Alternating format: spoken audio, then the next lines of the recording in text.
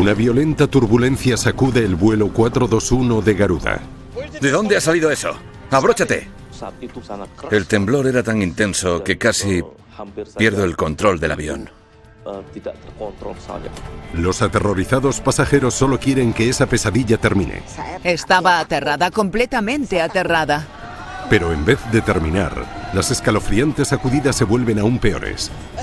El motor 1 no funciona. Y el motor 2 tampoco. Cuando los dos motores se apagan, la situación se vuelve extrema. El avión de 56 toneladas se desploma. Por favor, perdona nuestros pecados y danos la fuerza para salvar a nuestros pasajeros. Sentí que la muerte venía a por nosotros, que estábamos a punto de morir. Por eso empezamos a rezar.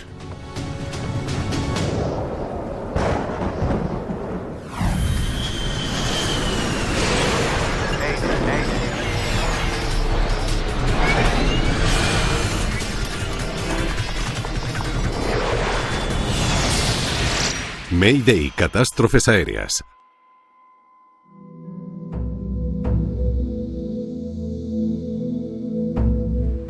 Aterrizaje en el río. Un Boeing 737 sobrevuela las islas de Indonesia. La tripulación del vuelo 421 de Garuda, Indonesia, ya ha recorrido la mitad de un corto trayecto nacional. Estábamos a 8.500 metros. Nos dirigíamos al aeropuerto de Adi Sucipto, en Yogyakarta. El comandante Abdul Rouzak es un experimentado piloto que trabaja para la Aerolínea Nacional de Indonesia. ¿Qué tal el tiempo en Yogyakarta? Su copiloto es Harry Gunawan. Bueno, aunque quizá llueva un poco. Ya había volado unas cuantas veces con Harry Gunawan. No era nada nuevo. Nos conocíamos muy bien.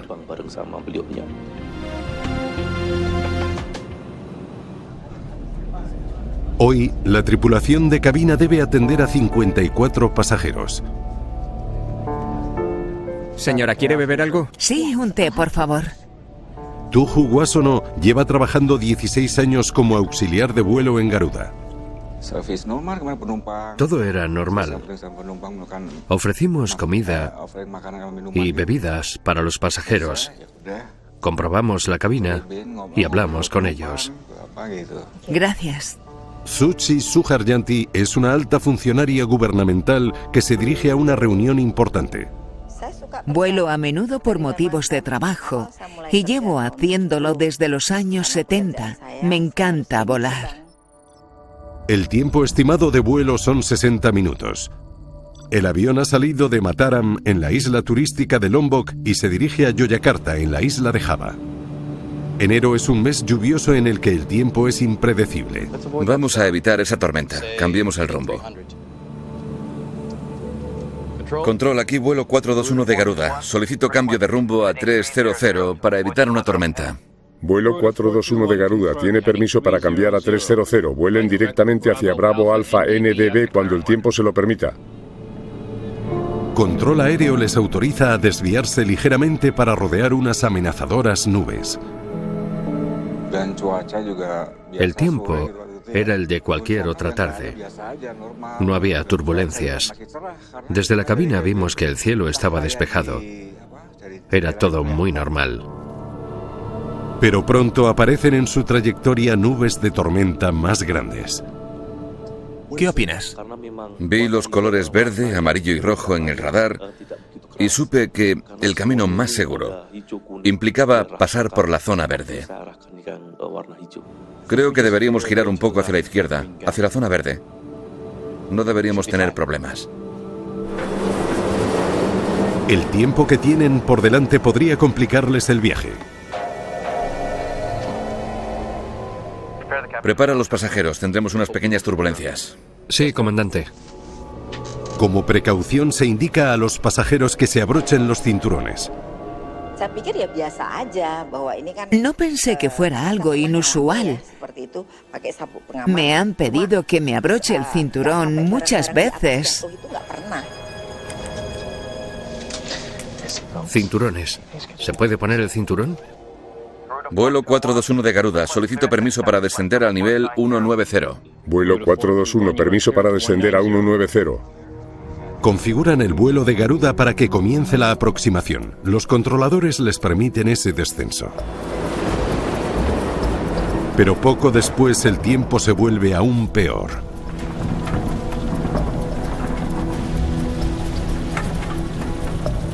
¿De dónde ha salido eso? Estamos en ella. ¡Abróchate!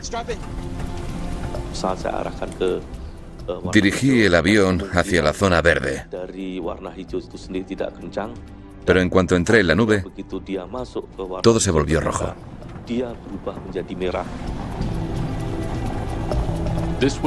Era una tormenta gigante que abarcaba la enorme zona por la que los pilotos se vieron obligados a volar. Me sorprendió muchísimo. Ya habíamos entrado en la nube, así que, quisiéramos o no, teníamos que atravesar la tormenta. Las repentinas turbulencias son mucho más fuertes de lo que cualquiera en cabina hubiera imaginado. Empezamos a sentir cómo el avión se movía con violencia y algunas personas comenzaron a gritar. Las turbulencias hicieron que me fuera imposible andar. Las maletas caían de todas partes. Tuve miedo de caerme encima de alguien.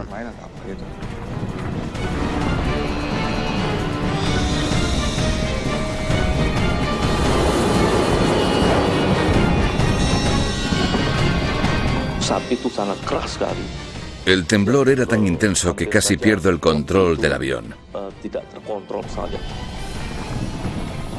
¡Los motores! El comandante detecta un problema grave.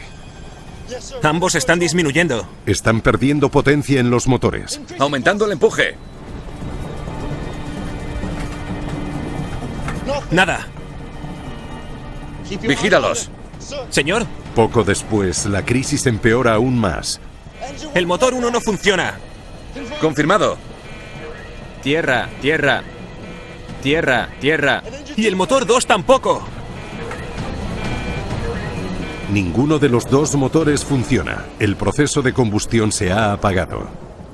Cuando los dos motores se apagan, la situación se vuelve extrema. El avión no tiene empuje alguno. En el interior han perdido la electricidad primaria. Todos los sistemas funcionan ahora con la energía de reserva. De repente, se encendieron las luces de emergencia. Me impactó mucho verlas. El comandante Rouzag lucha por mantener estable el avión mientras la altitud comienza a descender. Grité para comenzar con la lista de verificación de emergencia. Procedimiento en caso de apagón en los motores. Reinicio de los motores. Reinicio de los motores. Desconectando a niveles iniciales. Desconectando. Hay que coger los niveles iniciales tanto del primer motor como del segundo, volverlos a colocar en la posición de funcionamiento y esperar a ver si vuelven a encenderse. Tiempo 30 segundos. El procedimiento de reinicio requiere paciencia. Sabíamos que el protocolo nos obligaba a esperar 30 segundos. Teníamos la esperanza de que se encendieran. Dios, por favor, quiero volver a ver a mi familia. Ayúdanos, por favor, quiero volver a verlos. Pensé que lo más probable era que no volviera a ver a mi marido ni a mis hijos. Recé a Dios para que me ayudara porque no estaba preparada para morir.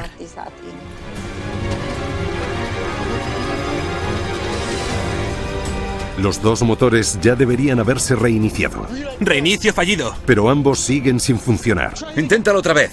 Vale, vamos allá. Reinicio de los motores. Reinicio de los motores. El avión se desploma 300 metros cada 15 segundos. Era una emergencia extrema. Tiempo 30 segundos. Había muy pocas opciones. Tenían que hacer algo rápido.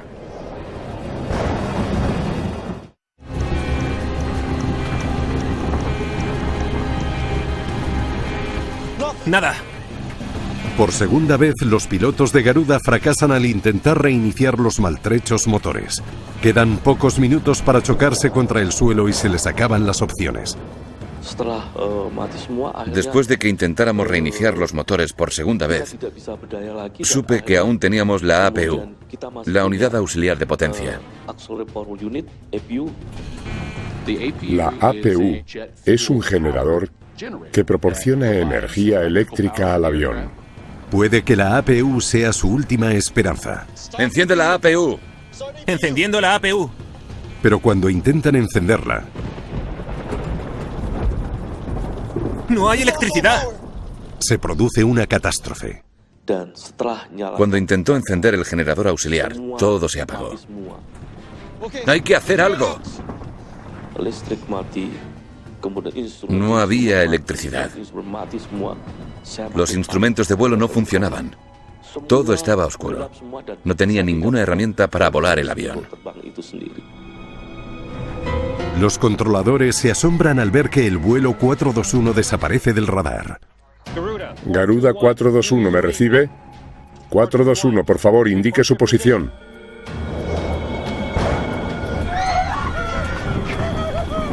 Mayday, Mayday, Mayday. Garuda 421, Mayday. Las turbulencias seguían siendo muy fuertes. Intentamos todo lo que venía en los libros. Mi copiloto cogió el micrófono y gritó Mayday, Mayday. Garuda 421, Mayday. Pero los controladores no pueden oírles. Garuda 421, ¿me recibe? 421, por favor, indique su posición. Mayday, Mayday, Mayday. Garuda 421. Han perdido el contacto con el maltrecho avión. Escuché como decían, Mayday, Mayday. Y no tenemos electricidad, no tenemos electricidad. Sin electricidad no hay radio. Ahí me di cuenta de que los motores del avión no funcionaban, todo estaba apagado. Sin electricidad no hay radio. ¿Qué nos queda? Los instrumentos de emergencia. Tenían el indicador de altitud de reserva, el velocímetro de reserva y una brújula magnética. Ahora estamos en manos de Dios. Los pilotos rezan pidiendo ayuda. Por favor, perdona nuestros pecados y danos la fuerza para salvar a nuestros pasajeros.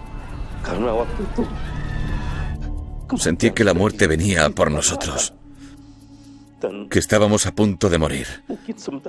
Por eso empezamos a rezar.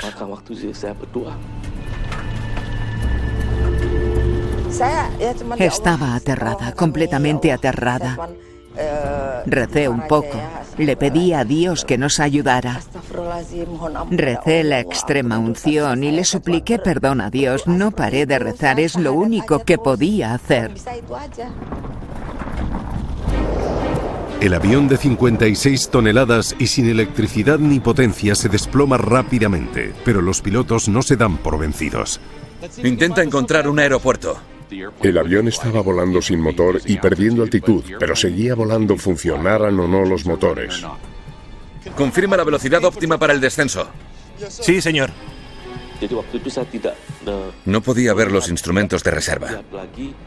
Eran demasiado pequeños. Así que confié en mi copiloto. Velocidad óptima 400 kilómetros por hora. 400. ¿Y la velocidad actual? 440. Tienes que reducir la velocidad.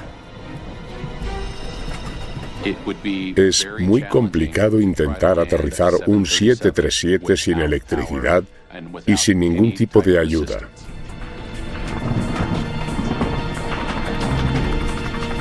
A unos 250 metros de altitud, el vuelo 421 por fin logra salir de la tormenta. Intentemos averiguar dónde estamos.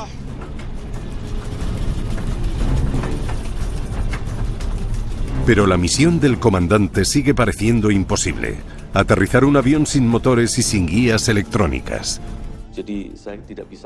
Ni siquiera sabía dónde estábamos, porque los instrumentos no funcionaban. Estamos cerca del río Solo, señor. ¿Dónde está el aeropuerto? ¡Rápido! Nos lo hemos pasado, señor. Han dejado atrás el aeropuerto más cercano y vuelan demasiado bajo como para dar la vuelta. Han perdido su última oportunidad de realizar un aterrizaje controlado. Tenemos que aterrizar en algún sitio. Hay que decidir dónde. El avión pesaba 56 toneladas. Podéis imaginaros lo rápido que descendía. Tuvimos que decidir en pocos segundos dónde podíamos aterrizar.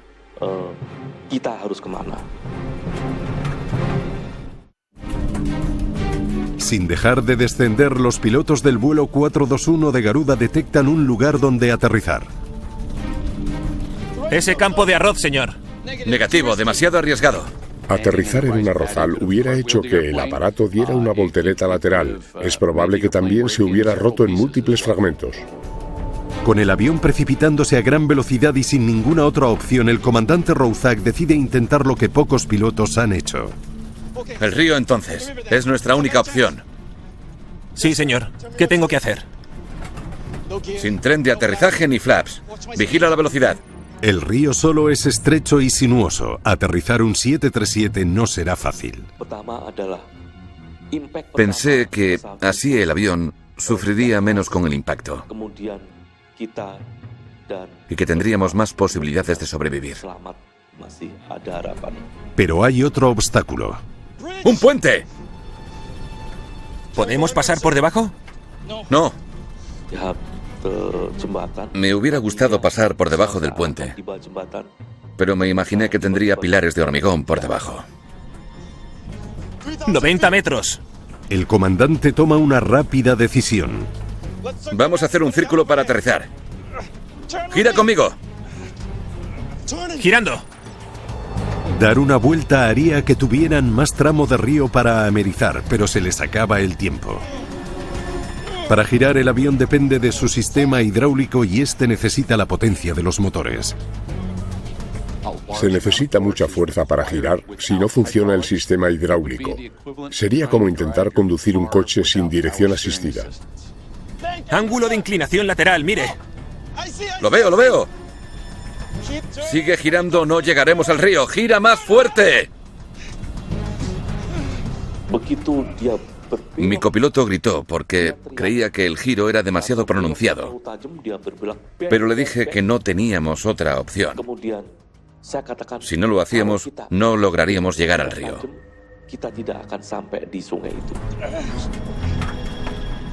Por primera vez, en vez de ver una pista de aterrizaje, lo que vi fue un río, un puente y unos campos de arroz.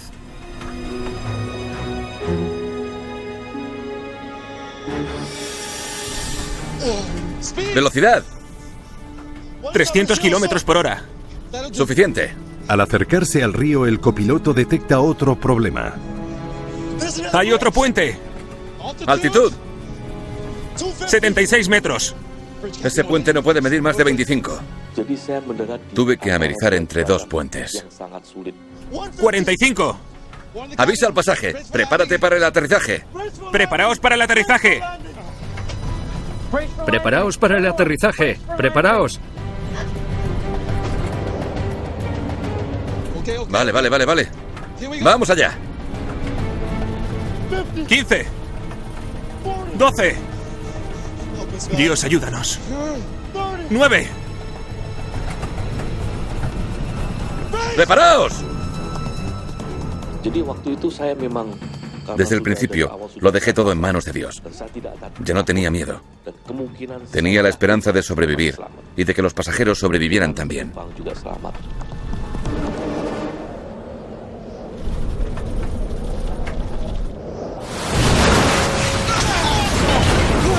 El vuelo 421 impacta contra el agua a casi 320 kilómetros por hora.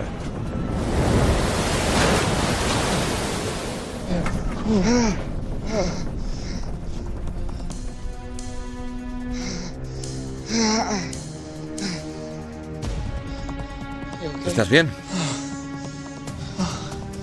Estoy vivo. La cabina del vuelo 421 ha quedado completamente destrozada.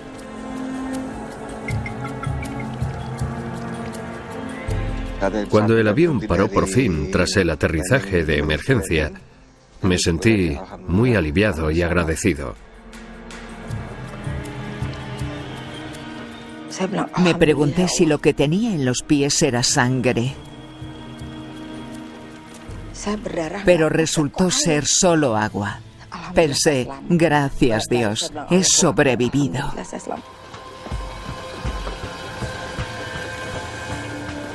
Comencé con el proceso de evacuación. Ayudé a los pasajeros que estaban cerca de mí a llegar a la parte delantera del avión.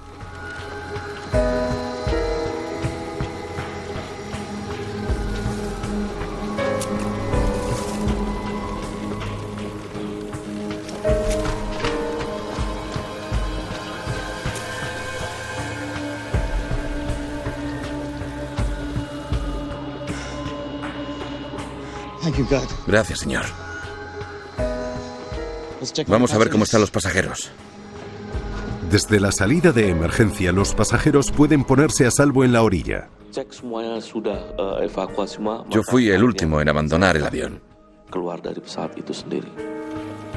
De los 60 pasajeros a bordo, todos menos uno lograron salvarse. Me sorprendió mucho que solo hubiera un fallecido. Fue un milagro que no muriera más gente en ese accidente.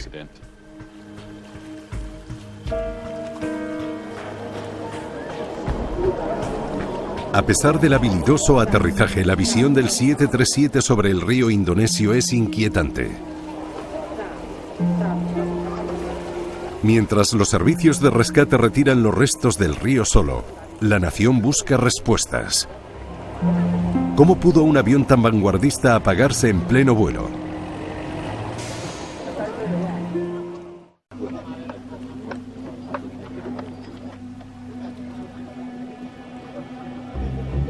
La labor de descubrir qué provocó que el vuelo 421 de Garuda se desplomara recae sobre un equipo de investigadores indonesios. Su prioridad es recuperar las cajas negras del avión. Las cajas nos revelarían toda la información que necesitábamos, el comportamiento de los motores, todas las comunicaciones entre los pilotos. Era muy importante conseguirlas. Mientras esperan la información de los registradores de vuelo, los investigadores entrevistan al comandante Rouzak. Gracias por venir. Quieren saber más acerca del hombre detrás del aterrizaje. Gracias. Había realizado hasta entonces 14.000 horas de vuelo, pero llegar hasta allí no fue nada fácil. Nació en una familia pobre, vendía verduras en las calles de Yakarta y su familia no pudo permitirse que estudiara en un colegio. Mi única oportunidad para estudiar era conseguir una beca. Miles de personas pidieron acceder a la Escuela de Vuelo Nacional. Y yo tuve la suerte de ser uno de los 56 estudiantes que se graduaron en mi año. El comandante Rouzak enseguida pasó a formar parte de Garuda. Me sentí muy feliz cuando me contrataron en la aerolínea más grande de Indonesia. Era un sueño hecho realidad. ¿Puede decirme qué ocurrió exactamente? Nunca me había pasado que los dos motores se me apagaran. Pensé que esos motores lo soportaban todo. Mi primera duda era saber qué había provocado que ambos motores se apagaran simultáneamente. ¿No pudo encenderlos de nuevo? Lo intentamos. Quizá tenían algún fallo. No tiene sentido.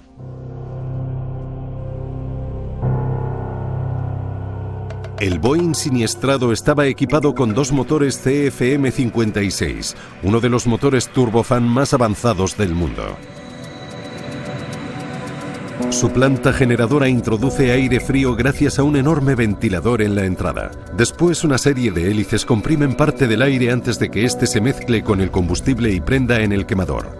La combustión hace girar las turbinas del núcleo que mueven el motor y expulsan los gases calientes por la boquilla trasera a gran velocidad. Hay unos 4.000 o 6.000 CFM56 en servicio actualmente. Es un motor muy fiable y con una trayectoria muy buena. Echémosle un vistazo al manual de incidencias.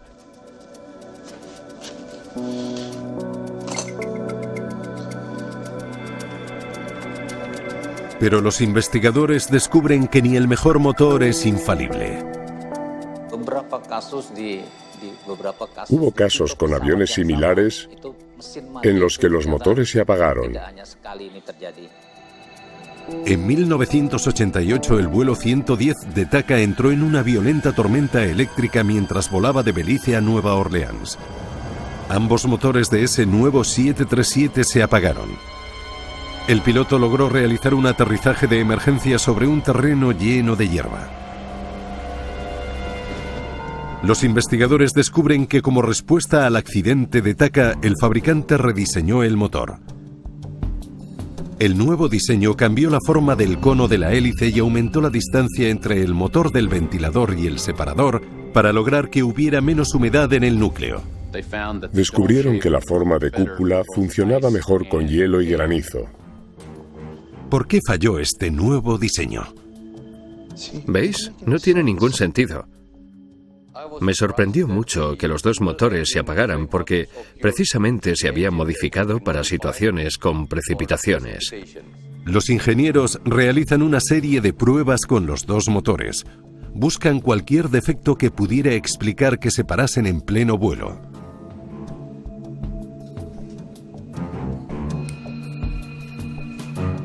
No encuentran nada, no hay ningún fallo mecánico.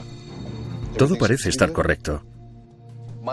Mi opinión era que los motores, incluida la modificación, funcionaron como los habían diseñado.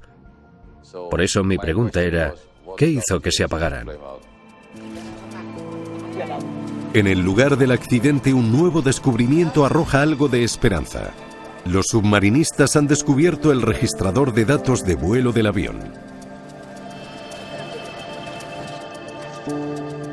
Vamos a echarle un vistazo. Los investigadores se centran en el rendimiento de los motores. Mirad el flujo de combustible en este punto. Los datos revelan que cuando el avión entró en la tormenta, el consumo de combustible se disparó. Pero a pesar del aumento en el flujo de combustible, la velocidad del motor se mantuvo constante. Y la rotación del motor también se mantuvo igual, no aumentó. Eso indica a los investigadores que los motores trabajaron duro para luchar contra la violenta tormenta. El flujo de combustible aumentó por el agua ingerida, porque aumenta la densidad del aire. Y de repente los motores se apagaron. ¿Qué cambió? Los motores del avión estaban específicamente diseñados para aguantar grandes cantidades de agua.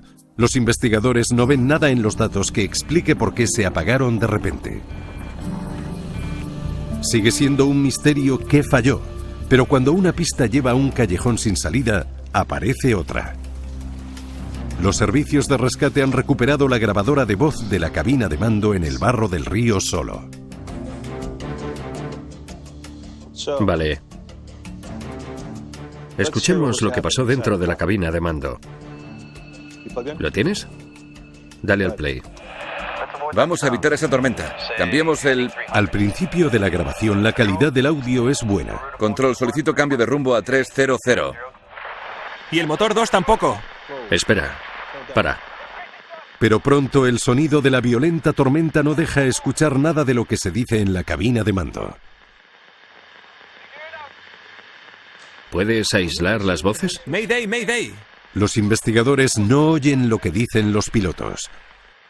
No pudieron filtrar el ruido exterior para escuchar la conversación de los pilotos en la cabina de mando porque el ruido era demasiado fuerte, era ensordecedor. Era casi imposible escuchar lo captado por la grabadora de voz.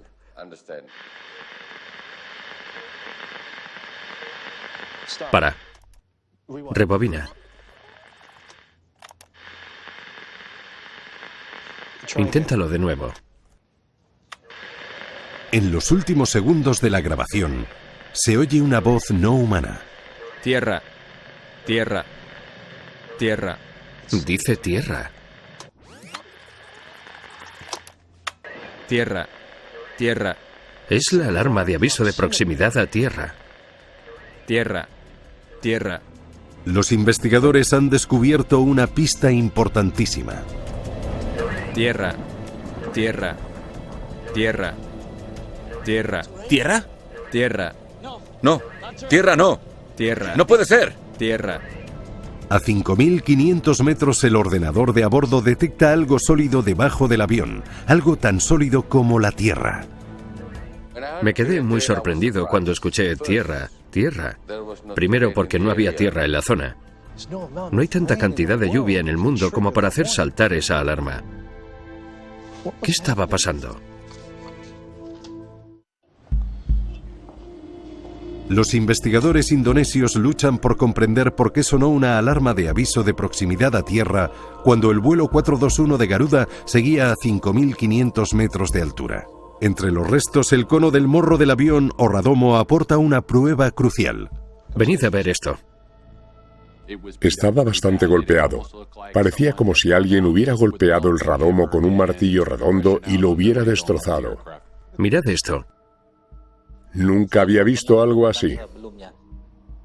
Eso solo lo podría haber causado una cosa: granizo. Ya está claro que la violenta tormenta a la que se enfrentaron los pilotos contenía tanto granizo como para dañar el morro del avión y hacer saltar la alarma de aviso de proximidad a tierra. Tierra. Tierra. Se calcula que el granizo era del tamaño de bolas de tenis. Eran muy grandes y muy perjudiciales para el avión. Parte de las recientes modificaciones de los motores estaban específicamente diseñadas para el granizo. Los motores estaban diseñados para soportar 10 gramos por metro cúbico. Eso implica una precipitación muy abundante. Los investigadores se preguntan si la enorme tormenta soltó más lluvia y granizo de lo que los motores del vuelo 421 podían soportar. Para comprobarlo, cogen el sonido de la lluvia y el granizo golpeando la cabina de mando del aparato en el momento en el que los motores se apagaron y lo comparan con las grabaciones de otros vuelos golpeados también por violentas tormentas. No coincide con ninguna cifra. La comparación muestra que el vuelo de Garuda voló atravesando unas precipitaciones más fuertes que las de cualquier otra tormenta registrada. El estruendo de la tormenta junto con los datos de rendimiento de los motores indican a los investigadores la cantidad de lluvia y granizo a la que se enfrentó el 737. Es una locura. Basándonos en nuestras pruebas, nuestra conclusión fue que la cantidad de hielo era de más de 18 gramos por metro cúbico. Esa cantidad superó con creces los criterios comprobados por el fabricante. Era casi el doble de precipitaciones, casi el doble de agua y de granizo de lo que el motor podía ingerir.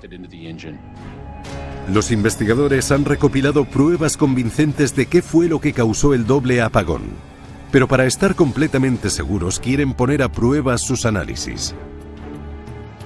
Encendiendo motores. Vale. Añadid un poco de agua y hielo. El Comité de Seguridad Nacional del Transporte de Indonesia quería determinar cuánta agua podía ingerir un motor sin apagarse. Para ello, rociaron hacia la entrada del motor la cantidad de agua recomendada por el fabricante. El motor funcionó perfectamente. Aumentemos la cantidad. Aumentaron el flujo de agua hacia la entrada del motor para calcular cómo hubieran rendido con esa cantidad durante el vuelo.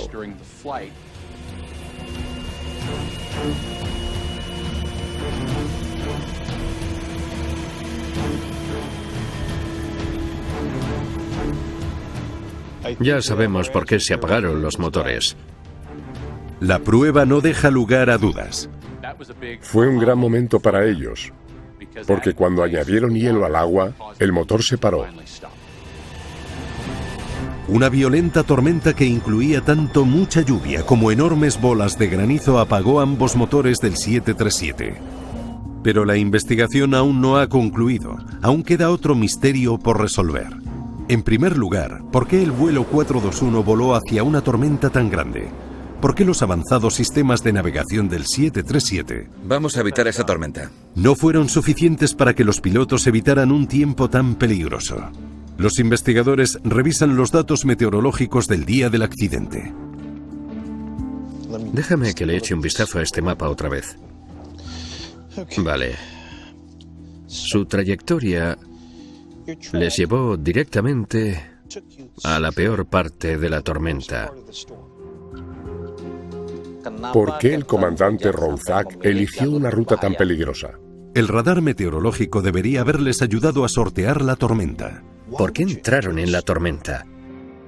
¿Por qué no se desviaron? Deberíamos girar un poco hacia la izquierda, hacia la zona verde. No deberíamos tener problemas. Los pilotos pensaron que había una franja que atravesaba la tormenta por la que podrían pasar. El radar mostraba una zona verde. Debería haber sido segura. ¿Por qué el radar mostró un camino seguro? No lo sé, pero de repente todo cambió. Parece que el radar no detectó el peligro que tenían delante. ¿De dónde ha salido eso? La franja verde por la que intentaron ir desapareció de repente. No era la trayectoria tranquila y segura que esperaban. Los investigadores necesitan saber por qué. ¡Abróchate! Aquí Consultan a un experto en radares. es donde entraron en la tormenta. Gracias a él descubren que los pilotos pueden sufrir los peligros del llamado efecto sombra de radar. Ese efecto es, en realidad, la incapacidad del radar de identificar otro tiempo que podría estar enfrente de ti y al que intentas evitar. ¿Sombra de radar? Estas sombras en el radar se producen cuando la precipitación es tan intensa que las ondas de radio no pueden penetrar la tormenta. Aparece una sombra en la pantalla de los pilotos como si hubiera un vacío negro. Es muy engañoso. Piensas que estás volando hacia una zona con buen tiempo cuando en realidad estás entrando en una tormenta bastante fuerte. La peligrosa trayectoria de vuelo del avión de Garuda por fin tiene sentido. Lo que quieres decir es que intentaron refugiarse en la sombra de radar. Los pilotos no se dieron cuenta de que volaban hacia una tormenta lo suficientemente fuerte como para apagar los dos motores. Pero aún queda una cuestión por resolver. La granizada apagó los motores. Encendiendo APU. ¿Pero qué cortó el suministro eléctrico del 737? No hay electricidad. El avión perdió su suministro eléctrico, lo que significa que no quedaba electricidad alguna a bordo. Eso nos preocupó mucho. Necesitábamos saber por qué se había producido algo así.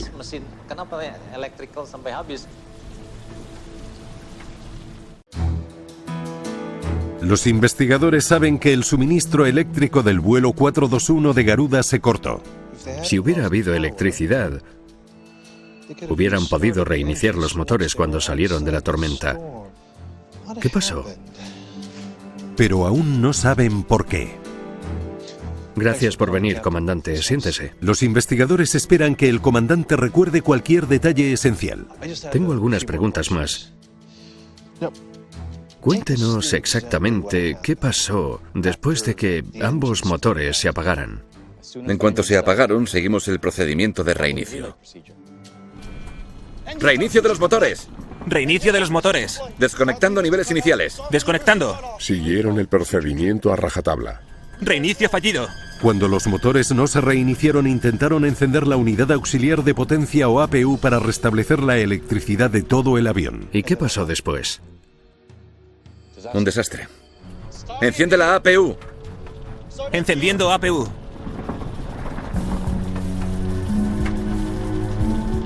No hay electricidad. Desgraciadamente, tras dos intentos por reiniciar los motores y encender la APU, se quedaron sin batería. Las baterías de gran potencia de los aviones casi nunca se apagan en pleno vuelo. ¿Por qué está así? El comandante no tiene la respuesta, pero aporta una pista muy importante. ¿Recuerda algo más? El voltaje de la batería era bajo. 22 voltios. Incluso antes de empezar el procedimiento de reinicio.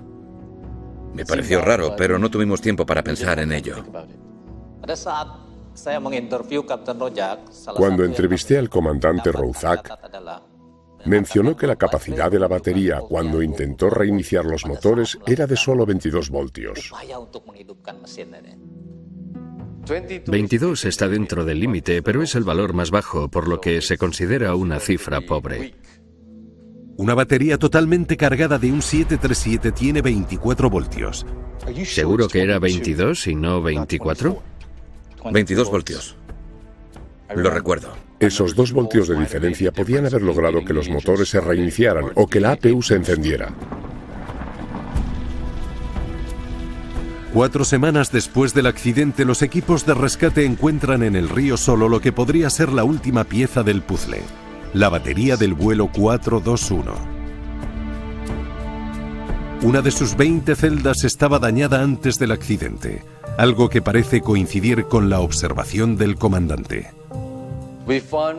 La celda estaba muy dañada.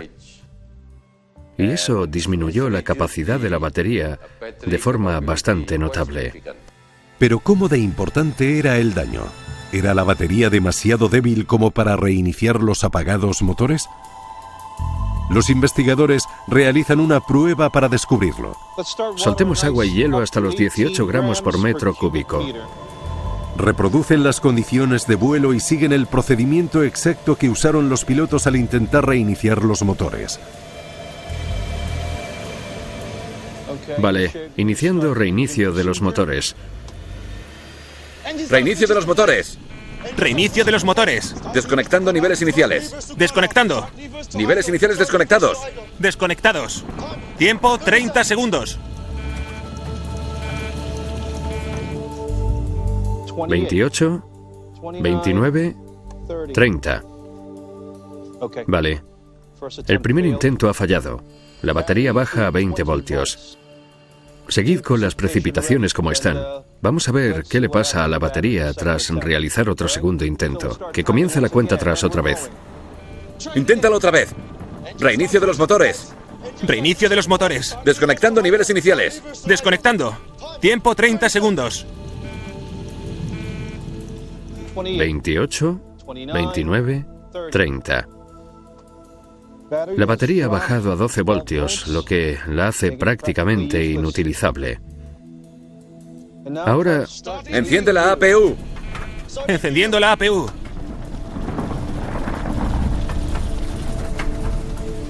No hay electricidad. no pudieron hacerlo.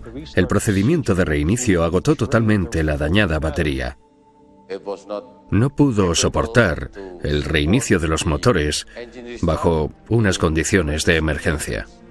Los investigadores por fin conocen todos los factores que influyeron en el accidente del vuelo 421. Deberíamos girar hacia la izquierda, hacia la zona verde. No deberíamos... El efecto sombra de radar hizo que los pilotos confundieran la peor zona de la tormenta con una ruta despejada. La tormenta de granizo les golpea con tanta fuerza que los dos motores se apagan. Procedimiento en caso de apagón en los motores. Reinicio de los motores. Reinicio de los motores. Sus esfuerzos por reiniciar los motores agotan totalmente la dañada batería del avión. Sin electricidad, con el avión cayendo en picado a gran velocidad y lejos de cualquier aeropuerto, solo la increíble pericia del comandante evitó una catástrofe aún mayor.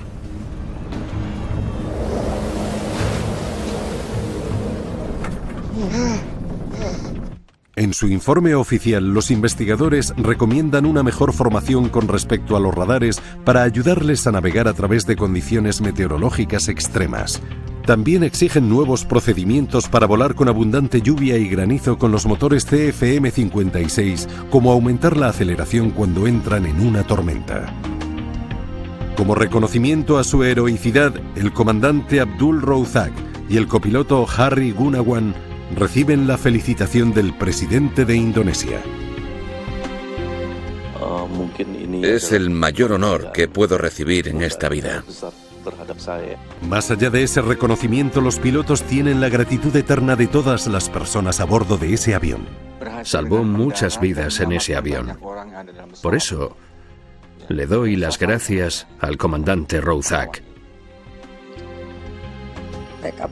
Sentimos que Dios les había elegido a los dos para amerizar con seguridad en ese río. Fueron nuestros héroes.